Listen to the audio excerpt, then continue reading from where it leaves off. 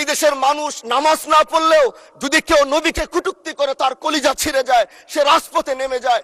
আমি বলবো যারা নবীকে কটূক্তি করে, নবীর নামে গালিগালাজ করে, এদের মৃত্যুদণ্ড এই আইনটাও যেন বাংলাদেশের এই সংসদ থেকে পাশ করা হয়।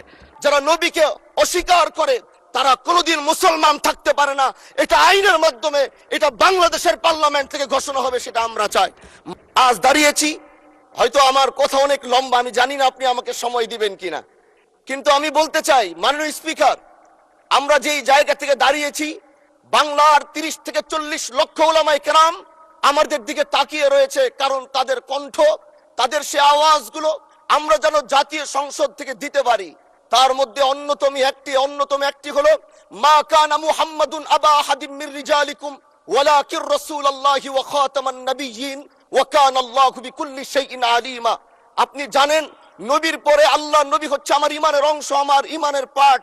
তিনাকে ভালোবাসা, তিনার উপর ইমান, এটা আমার ইমানের অংশ। তিনি আমার শেষ নবী, যেটা কোরআন ঘোষণা দিয়েছে। নবীও বলেছে আনা খাতামুন নাবিয়্যিন আলা নাবিয়্যা বাদি, আমি শেষ নবী, আমার পরে কোনো নবী আসবে না।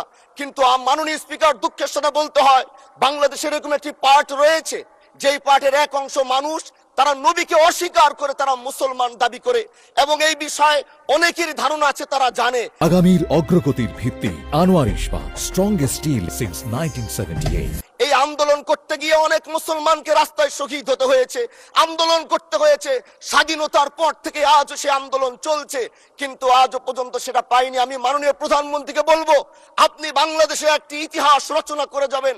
আপনার মাধ্যমে যদি এটা স্বীকৃতি পায়, যারা নবীকে অস্বীকার করে তারা কোনোদিন মুসলমান থাকতে পারে না, এটা আইনের মাধ্যমে, এটা বাংলাদেশের পার্লামেন্ট থেকে ঘোষণা হবে, সেটা আমরা চাই। মাননীয় স্পিকার, আরেকটি কথা, আপনি জানেন আমরা আমাদের নবীকে সবচেয়ে বেশি ভালোবাসি, যিনি আখিরি নবী, যাকে বলা হয়েছে ওয়ামা আরসালনাকা ইল্লা রাহমাতাল লিল আলামিন। আমরা বারবার দেখছি কিছুদিন পর পর কারা যেন কিভাবে এসে আল্লাহ নবীর শানে কটূক্তি করে, নবীকে নিয়ে অশ্লীল ভাষায় গালিগালাজ করে, নবীর শানে কটূক্তি করে। এই আন্দোলন, এই সংগ্রাম করতে গিয়ে আপনিও মাননীয় স্পিকার দেখেছেন, রাস্তাঘাটে আন্দোলন করতে গিয়ে কত মানুষ মৃত্যুবরণ করেছে। যদি একবার বাংলাদেশের আইনে, কারণ মুসলমান যদি আমাদের বাংলাদেশের পার্সেন্টেজ অনুযায়ী আমাদের অবশ্যই মুসলমানদের সংখ্যা এই দেশে অনেক বেশি। আমরা তো অন্য কিছু চাচ্ছি না।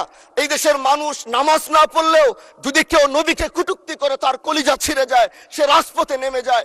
আমি বলবো যারা নবীকে কটূক্তি করে, নবীর নামে গালিগালাজ করে, এদের মৃত্যুদণ্ড এই আইনটাও যেন বাংলাদেশের এই সংসদ থেকে পাশ করা হয়। মাননীয় স্পিকার, এই কথাগুলো বলতে গিয়ে অনেক কথা হারিয়ে যাচ্ছে এলাকায়।